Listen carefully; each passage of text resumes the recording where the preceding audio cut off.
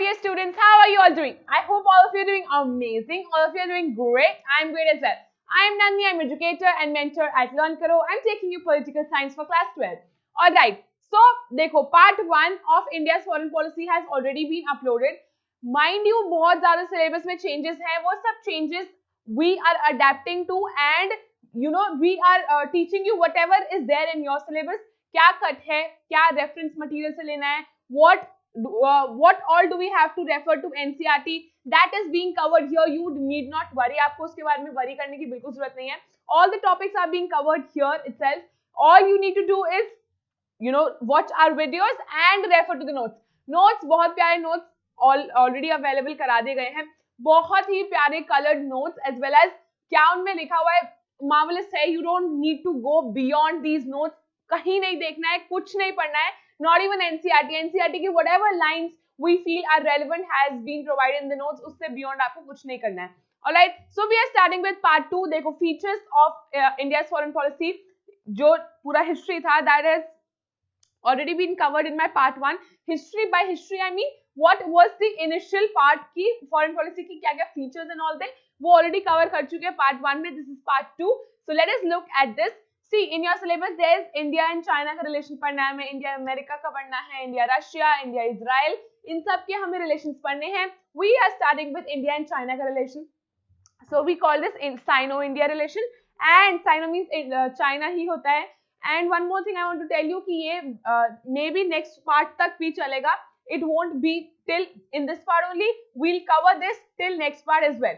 Alright. So part 2, part 3 will cover Sino-Indian relationships. And we are starting with this. So look at this. Talking about peace and conflict. देखो क्या था?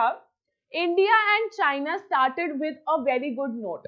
If you look at the previous history, अगर आप हम देखें, if we talk about 1949, so India बहुत support करता था China को. Whatever changes were made in China, India supported उसे बहुत ज़्यादा support करता था.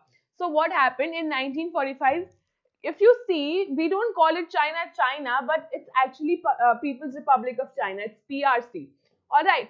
And this PRC was made by the communist people. There was a division. Some people were communist, majority were communist, some were nationalists. So, communist people won and they formed a PRC, which is People's Republic of China. And the people who were nationalists, they were against communists. They came to Taiwan and in Taiwan they formed RIC, which is called Republic of China. Alright, so one thing is, देखो ये this is the man behind. In 1949, like I told you, PRC was there. So Mao Zedong was the man behind this party. ठीक है, PRC People Republic of China के पीछे कौन था? This was the man. देखो he is standing with Jawaharlal Nehru. देखो बहुत pleasant relations थे, बहुत ही अच्छे relations थे. So initially India और China के जो borders थे ना वो नहीं मिलते थे. There was a buffer state in between which was called Taiwan. Now what exactly is buffer state? Buffer state is a state that acts as cushioning का act करता है. Cushioning मतलब कोई भी unpleasant effect ना हो. ठीक है, मतलब कि कोई भी उनके बीच में war ना हो, कोई conflict ना हो, cushioning का काम करता था Taiwan, which means so what happened in 1949? Like I told you, देखो जो China आया था ना in being, PRC came into being in 1949. It was the revolutionaries जो थे, they were led by Mao Zedong. Alright. So one more thing, देखो Premier Zhou Enlai also played a very important role. He also visited our Prime Minister, जो उस time पे जवाहरलाल नेहरू, पंडित जवाहरलाल नेहरू जी थे, उनको visit करते थे. So in short, what happened was he was the president. And ये premier prime minister थे, Zhou Enlai. Alright, so these two names are very, very important, Mao Zedong. So in short, you can understand that Mao Zedong, let's just name him Mao. Let's write his spelling. Mao Zedong was actually the president and Zhou Enlai, like I've told you, Zhou Enlai was also an important man. And ये premier Zhou Enlai थे. देखो जो नेहरू के साथ इनका भी बहुत अच्छा रिलेशन था. Nehru was our prime minister. Pandit Jawaharlal Nehru had a very great relation with this man as well. And Zhou Enlai was sort of a prime minister. तो आप ऐसे समझ सकते हो इस चीज को. Alright, so what happened? देखो, like I told you, Taiwan was a buffer state. Buffer state का मतलब यही होता है कि वो थोड़े peace रखता था, कोई conflict नहीं हो पाता था इंडिया और चाइना के बीच में, because India and China never had the direct borders. So there is this dispute ये अभी तक चल रहा है that China claims that Taiwan is my area, Taiwan China का ही पार्ट है, but Taiwan claim करता है कि no, I am an independent state, मैं independent country हूँ, I am not a part of China at all. So even some major countries also don't declare Taiwan as a separate country. So let's read. 1949 में क्या हुआ? Even though ये public PRC हो गया, communist follow करता था, so India was one of the non-socialist countries थी. It was one of the countries, non-socialist countries, to recognize the communist government of China, which means communist government take over कर रही थी China को, so India was one of them to just recognize this. So वो उसको कहती थी it's okay, it's fine, that it used to support. India बहुत ज़्यादा supportive थी इस matter में. Nehru felt strongly for China. Nehru बहुत ज़्यादा in favor था China के. Although lot of people were against, जो बहुत सारे मेन लोग थे ना नेहरू, पंडित जवाहरलाल नेहरू के टाइम के, which means उनके मिनिस्टर्स थे जो उन्हें सपोर्ट करते थे, they were against China. वो चाहते थे, वो कहते थे you are supporting China so much, but we believe China is a very strong power, बहुत सुपर पावर है ये, so हमें थोड़ा सा डिस्टेंस रहना चाहिए चाइना से, we should not be as friendly. उनका कहना ये था. सरदार वल्लभ भाई पटेल भी बहुत वरिड थे बिकॉज एक चाइनीज एग्रेशन हो सकता है, बट नेहरू जी ने कभी ऐसा सोचा नहीं था कि कभी चाइना के साथ भी हमारा कॉन्फ्लिक्ट हो सकता है. उनको लगता था हिंदी चीनी भाई भाई, देखो ये बहुत ज्यादा चांस होते थे, मतलब नारे चलते थे उस टाइम पे, बहुत ज्यादा ऐसा था कि हाँ बहुत पीसफुल था सब कुछ हमारे बीच में, ठीक है, ऐसे कोई डिस्प्यूट्स नहीं थे. So what happened, Nehru ji ने कभी ऐसा नहीं सोचा था. Nehru and the Chinese premier, like I told you, he sort of a prime minister only दाओ एंड लाई, ये लोग भी बहुत क्लोज थे. दे आल्सो साइंड पंचशील, उन्होंने पंचशील साइन करे थे. मतलब पंचशील मींस फाइव प्रिंसिपल्स. सो 5 प्रिंसिपल्स इंक्लूडेड कि whatever footing, whatever principles you want to follow, और टेरिटोरियल इंटीग्रिटी की बात होती थी, तो इनको ये फुल फ्रीडम देते थे कि whatever you want to do, we will not step into your foot और इंटरफेयर नहीं करेंगे, we will not peep into your matters. वो कहते थे हमारे इंटरनल मैटर्स क्या है, हमारी क्या प्रॉब्लम्स है, you will not look for that. ठीक है, डेफिनेटली हम किसी कंट्री के बारे में क्यों जाने भाई, और क्यों इंटरफेयर करें उनके चीजों के साथ. तो ये 1949 में जो सिविल वॉर हुआ था चाइना में, that only led to the establishment of PRC, communist government of China major हो गई थी उस टाइम पे. नेशनलिस्ट जो थे, they were against communist, they lost and they had to come to Taiwan. उन्होंने ताइवान में आकर अपना they started living there in Taiwan. All right, is this clear? देखो इसमें क्या हुआ फिर, Indian and Chinese they visited each other. क्या होता था, देखो लाइक आई टोल्ड यू, जाओ एन लाई थे या फिर नेहरू जी थे, they kept visiting each others country. China में आते थे जाते थे पंडित जवाहरलाल नेहरू, सो वहीं से चाइना से भी लोग यहाँ पर आते थे, बहुत अच्छा फ्रेंडली रिलेशन था. And there were this chance, like I have already told you, Hindi चीनी भाई भाई ये सब चीजें वहां पे चलती रहती थी. This was very common, super common था. So what happened, issues of conflict, क्या ऐसे इश्यूज हुए इंडिया और चाइना के बीच में that it led to a conflict. 1962 की वॉर बहुत ज्यादा फेमस है. ऐसे क्या प्रॉब्लम्स हुई कि इंडिया और चाइना इतने कंफ्लिक्ट में आ गए.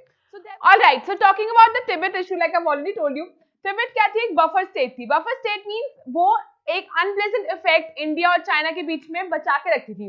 क्या होता था, अगर इंडिया और चाइना का एक ही बॉर्डर हो जाए, लड़ाइयों के चांस बढ़ जाते थे. तो सिर्फ ताइवान बीच में था ना, तो ये चांस बहुत कम था कि उनके बीच में लड़ाई हो गया. वो कुशनिंग का काम करती थी. कुशनिंग मतलब अनप्लेजेंट इफेक्ट्स को कम रखे. तो देखो, वैसे इंडिया और चाइना का डायरेक्ट बॉर्डर पहले नहीं था, until and unless China acquired Tibet, और उसने तिब्बत को एक्वायर कर लिया था, उसके बाद ही से ही इंडिया और चाइना का बॉर्डर एक हो गया था. ऑलराइट, सो तिब्बत इशू क्या था, let's look at this. China ने क्लेम किया Tibet as its territory, whereas Tibet हमेशा चाहता था कि उसकी अपनी इंडिपेंडेंस हो. ठीक है, उसके पास हमेशा अपनी इंडिपेंडेंस रहे और वो इंडिपेंडेंट ही रहना चाहता था. बट क्या हुआ, अब तिब्बत कहीं ना कहीं it ask for help, India से भी आस्क किया कि हाँ भाई आप हमारी हेल्प कर दीजिए, क्या है चाइना हमें फोर्स कर रही है एक्वायर करने के लिए. तो उसने बोला नहीं भाई, हमने तो पंचशील अग्रीमेंट साइन किया हुआ है. एंड पंचशील अग्रीमेंट का मतलब आपको पता है, हम आपको टेरिटोरियल इंटेग्रिटी देंगे. चाइना के साथ हमारा यही डील था ना, आपके इंटरनल मैटर्स क्या है, whatever you are doing on your footing, we will not interfere in your matters, हम इंटरफेयर नहीं करेंगे. तो इसमें ये लिखा हुआ है कि चाइना ने ना क्लेम किया तिब्बत को एज इट्स टेरिटरी, और तिब्बत हमेशा चाहता था कि उसकी इंडिपेंडेंस हो. सो इन 1950, वेरी इंपॉर्टेंट ईयर, 1950 में क्या हुआ, चाइना ने टेक ओवर किया तिब्बत को. ठीक है, चाइना ने ही टेक ओवर कर लिया तिब्बत को. सो थ्रू द पंचशील 1954 में देखो एक अग्रीमेंट साइन हुआ था पंचशील का 5 प्रिंसिपल्स का. India considered China's claim. Considered means agreed. उसने अग्री कर लिया that okay if you are taking over this Tibet, so we will respect this decision of yours. Why? Because एक agreement sign हो रखा है already and we will respect each other's territorial integrity. आप किसको भी acquire करना चाहते हैं, we will not interfere with you. ठीक है, इसमें इसका मतलब यही बताया हुआ है. ये बात क्लियर हुई? चलो ठीक है. फिर 1958 में क्या हुआ? 1958 there was an armed uprising in Tibet. अब क्या हुआ? तिब्बत में ही आर्म अपराइजिंग हो गई and the main man behind that was Dalai Lama. Dalai Lama अभी मतलब ही इज अलाइव, अभी तक भी अलाइव है. तो क्या हुआ? वो ही इज अ स्पिरिचुअल गुरु. वो स्पिरिचुअल गुरु है इसके तिब्बतन्स के, ठीक है. एंड वो ही बुद्धिस्ट के जो स्पिरिचुअल लीडर्स होते हैं ना, he is one of those. ठीक है, he is equivalent to God. उनको गॉड की तरह ट्रीट किया जाता है, मतलब कि he is a symbolic God. ठीक है, as a symbol of God उनको ट्रीट किया जाता है. तो 1958 में क्या हुआ? तिब्बत के लोगों ने ना आर्म्ड अपराइजिंग कर दी, मतलब गोलियां चलानी शुरू कर दी और आर्म्स यूज करके ना लड़ाइयां करनी शुरू कर दी इन तिब्बत अगेंस्ट चाइनाज ऑक्यूपेशन, की चाइना ने हमें क्वाइट क्यों कर लिया. ठीक है, फिर क्या हुआ? In middle of all of this severe suppression, मतलब चाइना सप्रेस करना चाहता था तिब्बत को, बट तिब्बत अपनी तरफ से लड़ना चाहता था क्योंकि उसको इंडिपेंडेंस चाहिए थी. So this severe suppression by the Chinese forces, since Tibet लड़ रहा था, 1959 में Dalai Lama crossed over into the Indian border. उसने इंडियन बॉर्डर ही पार कर लिया. किसने? दलाई लामा ने इंडियन बॉर्डर क्रॉस कर लिया. Why did he do this? Because he had to save himself somehow. So the very next country जो उसके बॉर्डर से लगती हुई कंट्री कौन सी थी? वो कंट्री थी India. So what he did, India में आ गए वो और इंडिया में ही sought asylum. Asylum का मतलब क्या होता है? एक प्रोटेक्शन देना, एक शेल्टर प्रोवाइड करना किसी बाहर के लोग को. तो उसे एक एज अ रेफ्यूज ट्रीट करा गया और पंडित जवाहरलाल नेहरू ने उनको सपोर्ट किया. ऑफ कोर्स हमारी कंट्री में अगर कोई आ रहा है तो हमें उसे रेफ्यूज तो प्रोवाइड करनी है. तो चाइना बहुत अगेंस्ट था that since we have this Panchsheel agreement and ये तो ट्रेटर है, Dalai Lama is a traitor, मतलब हमें बिट्रे किया है इसने, आर्म्ड अपराइजिंग शुरू करी है और आपने तो इसी को ही सपोर्ट करा, आप इसे ही असाइलम प्रोवाइड कर रहे हैं. So do you now get this? तो उसने वो वहां सॉट असाइलम किया which he was granted by Pandit Jawaharlal Nehru. तो Chinese government strongly protested against this. उसने इस चीज को लेकर प्रोटेस्ट किया कि आपने दलाई लामा को असाइलम क्यों दिया. So this was the Tibet issue that arose between both of them. ठीक है, and they saw it as a breach of Panchsheel. उन्होंने बोला आपने पंचशील एग्रीमेंट को ब्रेक किया है, आपने उसको असाइलम क्यों प्रोवाइड करी है जब उनके बीच में आर्म्ड कॉन्फ्लिक्ट है, चाइनीज उनको सप्रेस कर रहे हैं. अगर आपकी कंट्री में कोई आ रहा है, why are you supporting them? ठीक है, ये बात क्लियर हुई. तो पता क्या हुआ था? तिब्बत के बहुत सारे लोग, since most of them were Buddhist, यहाँ पे बुद्धिस्ट रहते थे बहुत सारे. ठीक है, so they started shifting to India. Lot of them came to India. ये लोग इंडिया आ गए थे. So I want to tell you, देखो एक टाइम था कि चाइना और इंडिया का बॉर्डर नहीं हुआ था, कनेक्ट नहीं करता था, बट अब ना चाइना और तिब्बत, चाइना ने टेक ओवर किया तिब्बत को. So now China and India have 3488 kilometre का बॉर्डर ये लोग शेयर करते हैं. काफी लंबा बॉर्डर माना जाता है ये. ठीक है, बात समझ आई? Over the years, many Tibetan refugees have settled in India. मैंने आपको बताया काफी तिब्बतन ये जो बुद्धिस्ट थे ये इंडिया में आकर रह रहे थे. Even Dalai Lama still stays here, यहीं रहते हैं वो भी. तो Dalai Lama also he has made धर्मशाला. उन्होंने धर्मशाला is a place in Himachal Pradesh. His home is there only. पहाड़ियों में कहीं जाकर रहते हैं वो. So in India also socialist party, ठीक है, and जन संघ, ये सब पार्टीज के नाम है. They have supported a lot of them. They have supported the cause of Tibet independence. Tibet की इंडिपेंडेंस को बहुत ज्यादा सपोर्ट किया है because there are a lot of Buddhists. यहाँ पे बहुत सारे बुद्धिस्ट भी हैं. Alright, is this clear? Tibet issue समझ आया? तिब्बत इशू का बहुत अच्छा क्वेश्चन आ जाता है या बहुत अच्छा आंसर हमने फ्रेम करके ये तो आपको समझाने के लिए. How do you go about framing the answer has already been provided in the notes में प्रोवाइड कर दिया गया. ऑलराइट, तो ये इशू समझ आया आप सबको? और आपको पता है ये ना बहुत बड़ी मिस्टेक मानी जाती है कि इंडिया ने उस टाइम क्यों सपोर्ट किया. Why did India not confront this when China was taking over Tibet? तो China was a Tibet was a buffer state. Buffer state मतलब बहुत हेल्पफुल था, प्रेवलेंट था इस सेंस में कि वो कॉन्फ्लिक्ट को दबा के रखता था. बट इंडिया एंड चाइना का कॉन्फ्लिक्ट बढ़ता गया when China took over Tibet. Alright, let's talk about the next dispute. Next dispute देख लेते हैं. नेक्स्ट डिस्प्यूट पता है कौन सा डिस्प्यूट था? Next dispute was border dispute. अब ये बॉर्डर डिस्प्यूट कैसा था? देखो, अभी भी बहुत सारा ये डिस्प्यूट तो आज तक एग्जिस्ट करता है। देखो चाइना ने क्या किया, ये अक्साई चीन का एरिया आपको दिख रहा है, ये अक्साई चीन का एरिया ना, यहाँ पे पहले तो यहाँ पे एक एरिया था Lhasa, Lhasa is the capital of Tibet, ठीक है। फिर यहाँ पे एक एरिया था विच वाज कॉल्ड जिनजियांग, ठीक है, इसे जिनजियांग बोलते थे। उसने एक रोड बिल्ड करी जिनजियांग से जाती हुई अक्साई चीन से ल्हासा तक, ठीक है, एक रोड बिल्ड हुई। तो उसने क्लेम किया जो ये अक्साई चीन का एरिया है ये चाइना का एरिया है, this is the area of China. तो बाय डिफॉल्ट उसने रोड बिल्ड करी, तो ये लड़ाई हो गई कि अक्साई चीन तो भाई इंडिया का पार्ट है, how can you claim it to be your part, ठीक है। फिर एक पार्ट ये हो गया, फिर लासा तक आया। एक प्रॉब्लम इनकी ये रही, देखो 3 पार्ट्स में इंडिया एंड चाइना के बॉर्डर्स मिलते हैं। ये जो सारा लद्दाख वगैरह का पार्ट है इसे बोलते हैं वेस्टर्न पार्ट, फिर इसे बोलते हैं middle part, and this is called eastern part, ठीक है। तो ईस्टर्न बॉर्डर बोला जाता है, ईस्टर्न पार्ट है। So when you see this, देखो यहाँ पे आप अरुणाचल प्रदेश है, पहले इसको नेफा बोला जाता था, north eastern frontier agency. Notes में आपको प्रोवाइड कर दिया जाएगा, उसमें सब इसके बारे में डिटेल दी हुई है कि देखो चाइना और इंडिया का मेन डिस्प्यूट अक्साई चीन वाले एरिया को लेकर था, and it wanted to take over Arunachal Pradesh as well. So Arunachal Pradesh, ये सारा बॉर्डर अरुणाचल प्रदेश का था। सो यहाँ पर भी इन्होंने बहुत सारे घुसने की कोशिश करी, they started taking over it. ये बहुत सारे डिस्प्यूट इस एरिया को लेकर भी रहा। तो ये अरुणाचल प्रदेश और अक्साई चीन को टेक ओवर करना चाहता था चाइना शुरू से, ऑलराइट। सो बट इंडिया बहुत ही एडमेंट था that we will not let this take over, हम टेक ओवर नहीं करने देंगे ये वाला।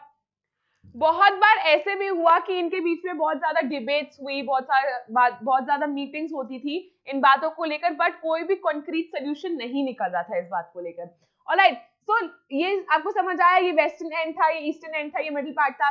One more thing I want to tell you, देखो इसे क्या बोलते थे, इसे मैकमोहन लाइन बोलते हैं, इसे जॉनसन लाइन बोलते हैं, इसे मैकमोहन लाइन बोलते हैं, ऑलराइट। तो ये जॉनसन लाइन 1960s में बोला जाता था इसे।